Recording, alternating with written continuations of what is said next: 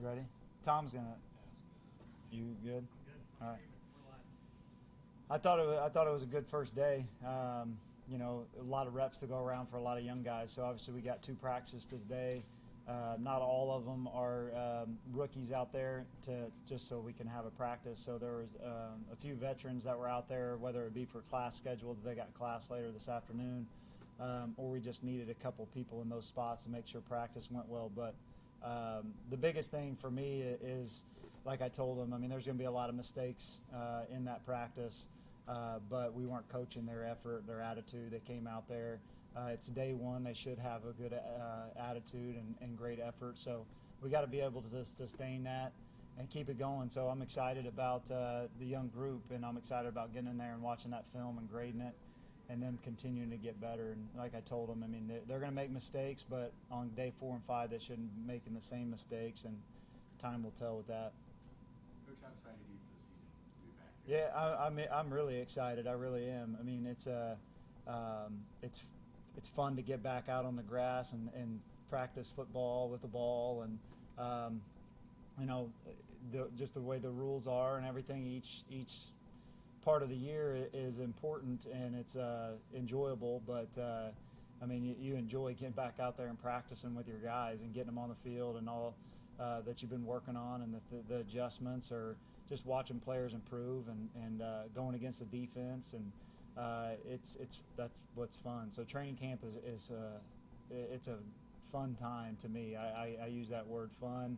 A lot of times it's not necessarily fun, but like I talked to him last night, you got to find joy.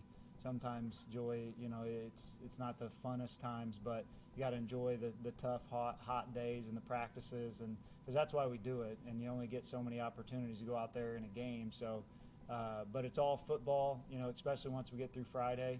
I don't want to say that because we got guys that are still in class, which is a little different, just starting a couple years ago. But so we start training camp and they still have a little bit of school. But once the weekend hits, it's 100% of your day is focused on football. And as a football coach, you like that.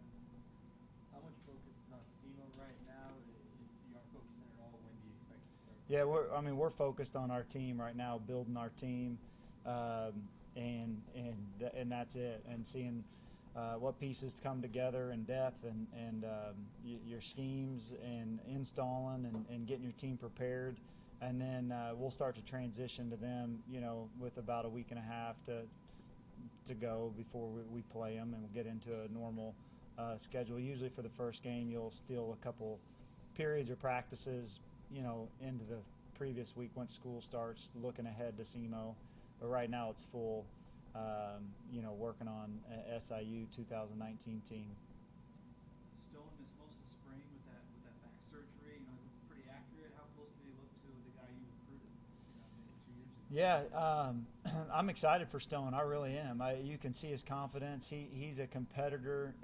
His name, it needs to be thrown around with that quarterback group, because he's like, I'm no different than any of these other guys that haven't started or played, and really probably Stone has played more college football. He started an entire season, was a player of the year in a good junior college conference.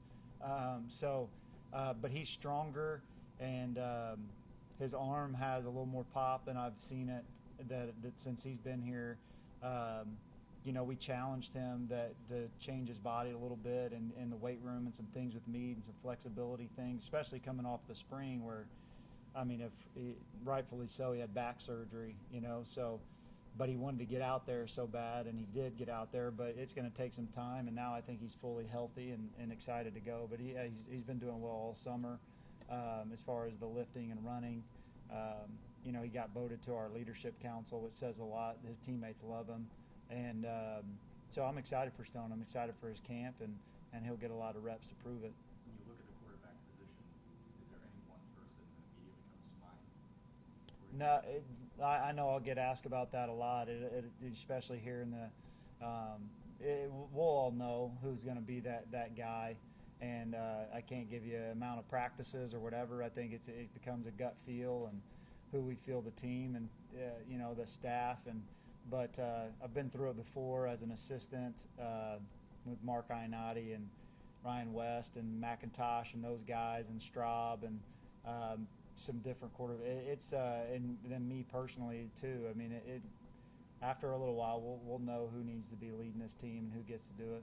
I was going to say, you say you've done it as an assistant, a lot different than you faced last year at your quarterback position. Yeah. So, do you approach camp any differently for this team? Yeah, I mean, obviously, yeah, it's differently as far as the reps divided up. You know, as far as team segments, a lot of times you have a starter, you know, and he's a returning starter and he's a solidified guy. Then you know he's going to take a certain percentage of reps that we've talked about. You know, and when you want to try to have an equal competition, then you're maybe dividing those reps up a little bit less as far as who's going with the ones. You know, different person going out there with the one offense all the time. So it's you want to dial in on someone so that it can, but you never know when that's going to be. And so, you know, Coach Rowland does a great job with that as well, dividing up the reps and different situations. And we understand that as well, what receivers are in there, what offensive line's in there. When you're out there with the two, sometimes you gain a lot of experience, you know, because a lot of the quarterback position is managing bad plays, not making a bad play worse, you know.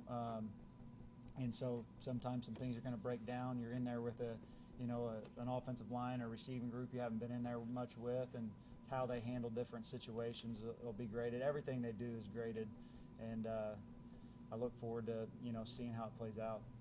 With the half your staff being new, did you get enough time in spring where you are a cohesive unit, or do you guys need more? No, I think that's still, you know, a work in progress too.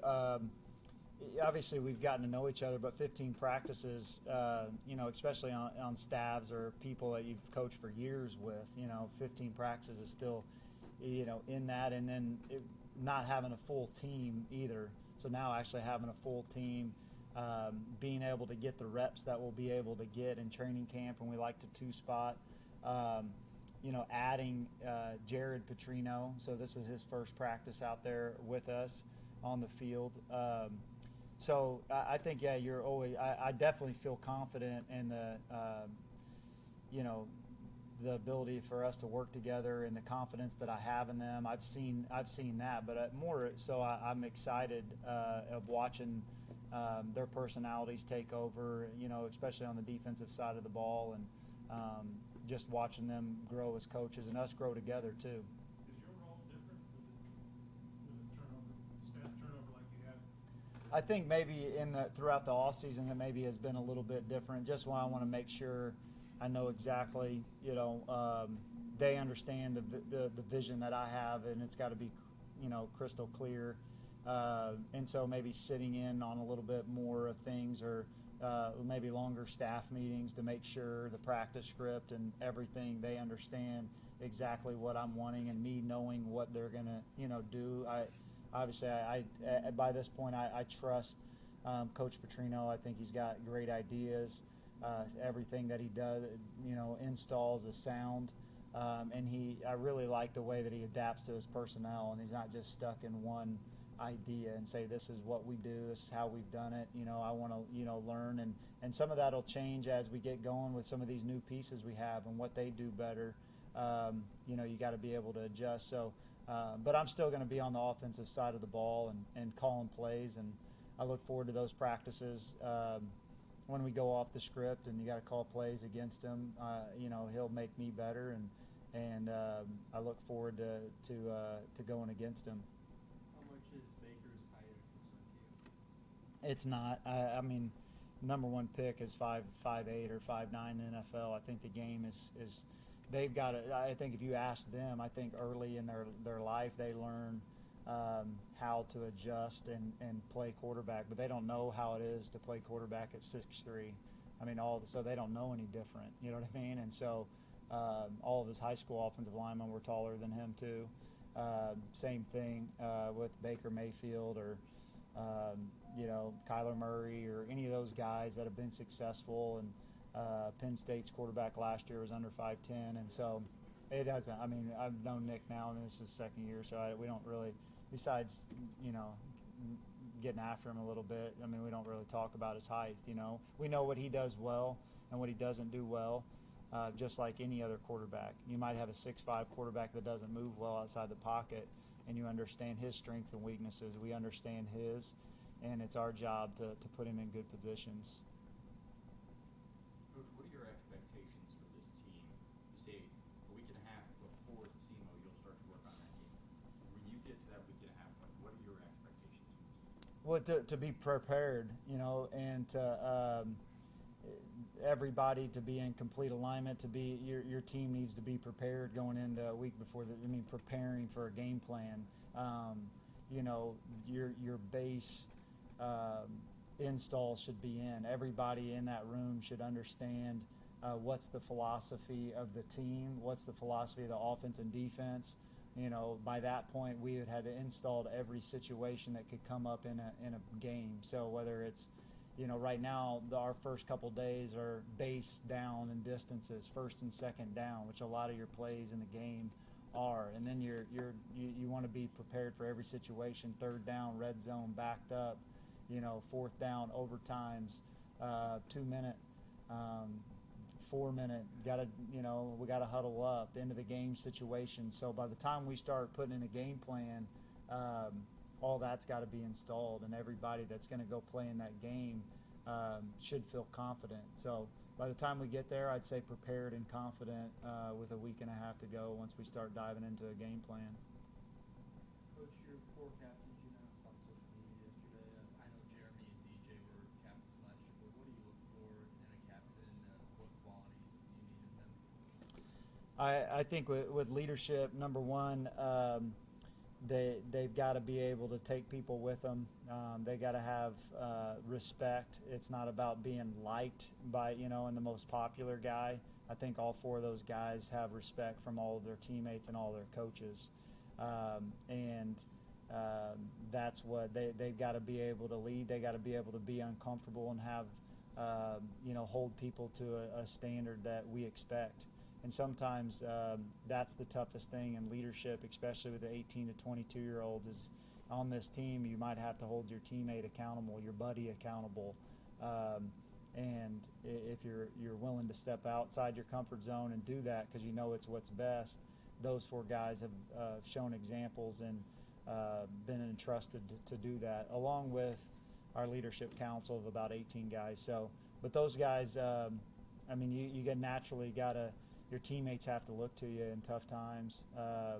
You got to be willing to lead from the back or the middle or the front, and we're doing different things. Sometimes you got to go down there and maybe not say anything. I think so many times, and our team has learned this, that people think leadership is the guy that's out there hooping and hollering all the time, and like, oh, look at that guy really getting their guys going. But that's almost too late. You know what I mean? If you're out there having to hoop and holler to get a guy, you need guys that bring energy, and there's different people that have that on our team, and that's a strength of theirs. But leadership is everything, and so it's a consistency. Those guys are consistent as can be. They've been the same people over and over. Their teammates see that, and you got to be able to step out front and lead out front, or you got to be in the back and when teams need you or whatever it is. And there's a lot of leadership that goes on that's not just necessarily out there on the field, really on a team of 105 guys. So and those guys, they're all good players. 2 of them are voted first team all conference players, so they've proven to be really good players. Big Z has started on the offensive side, defensive side of the ball, and then Blake is a consistent guy that's been here, hard worker. Teammates love him, so I'm excited about those 4 guys. Anything else for Coach? All right, appreciate it. Got still Labanowitz in the on-deck side?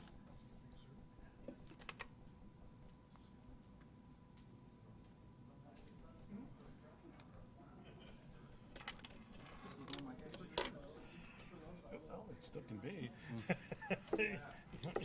I'll just have Matt get, oops.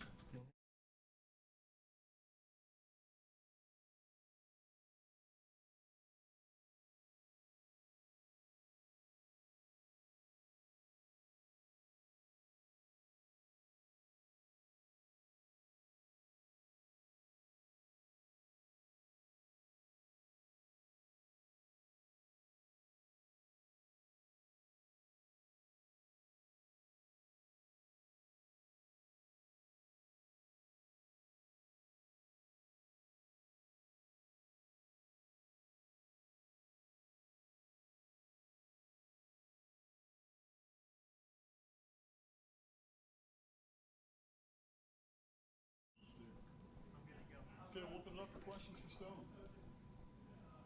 Stone, how to feel being back out there today? Awesome. I mean, I think this whole summer we've been waiting for today, and yesterday's meetings and stuff, those long meetings we sat through, just makes you more ready. And we got out there and showed maximum effort, and that's really all you can ask for. So we were definitely ready for today. As a player, how do you try to get the most out of these practices where you're shorts and jerseys, Yeah. and you don't really get the real pass? Just to know in the back of your head that there's only 15 of these to make count, and especially in my situation, in a quarterback battle, do not take a day for granted, because guys could have good days, and you could have a bad day, and like I said, there's only 15. So knowing that, you come out there and, like I said a second ago, with maximum effort, give maximum effort, because time is of the essence. Can you walk us through you missed most of spring because I think you had some kind of back surgery. Yeah. Can you talk about coming back from that? Yeah, it's tough. I have a lot of respect for people who come back from injuries. I've never been a part of an injury like I just had and had surgery on my back. So to be in the dark there for a while and have 103 reps I had in the spring compared to the other guys 300, 350, it was tough. But we have a good group of quarterbacks in the room and a huge support staff. I'm close to a lot of guys on the team, and them just constantly just telling me, get you back out there, and I'm progressing in the weight room and fully go out there and got my clearance sheet and everything. So I try not to think about it and try not to think about the time that I spent missing reps and missing all that time. So I'm just glad that I'm out there full go. Are you able to tell us what you had done, and was it something that had been nagging you for a while? Yeah, so it was probably like week 7. I don't know. We were in the weight room, and my back I woke up and it was feeling a little funky. And I went into Caitlin, got MRI, and I guess I herniated 2 discs. So it wasn't a week or 2 before I had surgery, and that 5-month process started. And like I said, I just kept my head down. Had the same bunker mentality that we have right now. Coach Hill put on us that we're hiding in a bunker. Let's not tell anybody what we're doing. Let's not tell anybody what we're about and what we're about to do. Let's hide in a bunker right now and come out and surprise everybody. And that's the kind of the mentality I tried to have, not being able to play or work out with my back injury. But yeah. You talk about hiding in a bunker. Explain that a little bit more. So, okay, you have a 2-9 season. Nobody wants to go rah-rah and talk a lot on Twitter. There's no point. It's just you're ready to get beat up right after that. So what he wants us to do and what he's told us, and especially yesterday's meeting, he emphasized it, is let's not be on social media. Let's not talk our junk to other players and stuff. Let's hide. Let's put our head down and grind as hard as we can. That's exactly what we did this summer, and that's what we're going to continue to do. So come week 1, we'll pop out of the bunker and fully ambush. You talk about a 2-9 season. You ask any coach, he'll tell you that he doesn't know the preseason polls. It doesn't matter.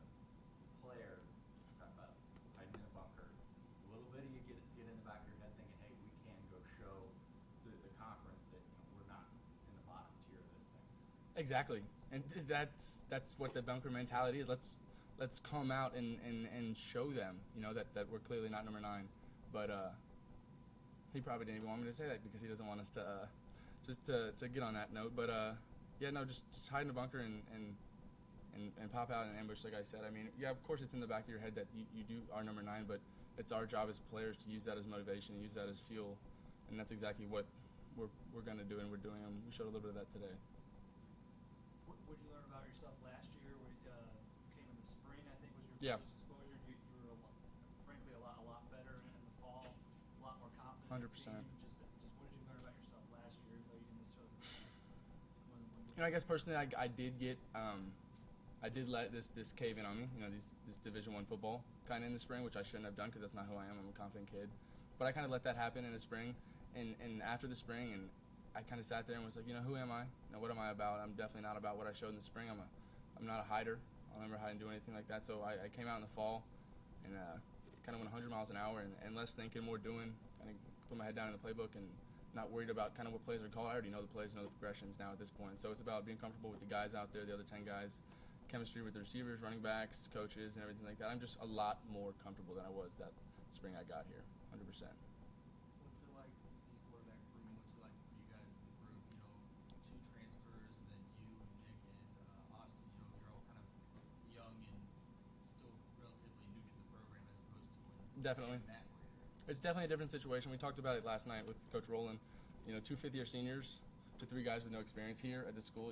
It's a big deal. It's you don't see it a lot of the time, but our relationship is getting better by the day. It's awesome where it stands right now. In the spring, it wasn't.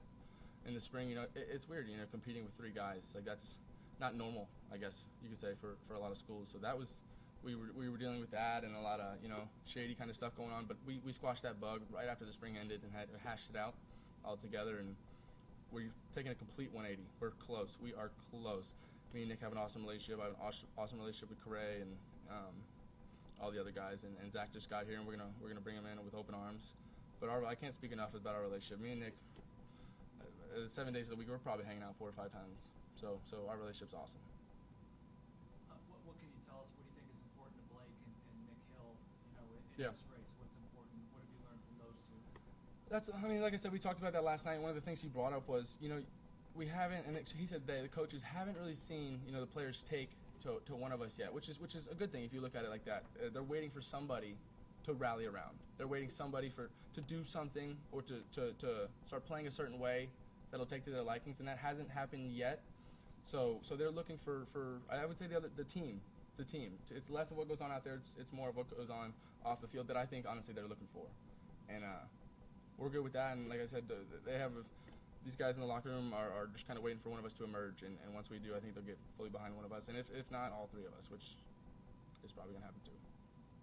What can we expect from this team off the field? I mean, obviously we talk a lot about what we're going to see between the end zones, but off the field, what can we expect? It's different than it has been here, and I've only been here for a year, but it is different. You talk to seniors and older guys on this roster, the relationship that we have on this team right here is different. We've done, Coach said it, the program that we did the program with the Marines, it was the best team building project that he's ever been a part of coaching in his career, which was huge to hear.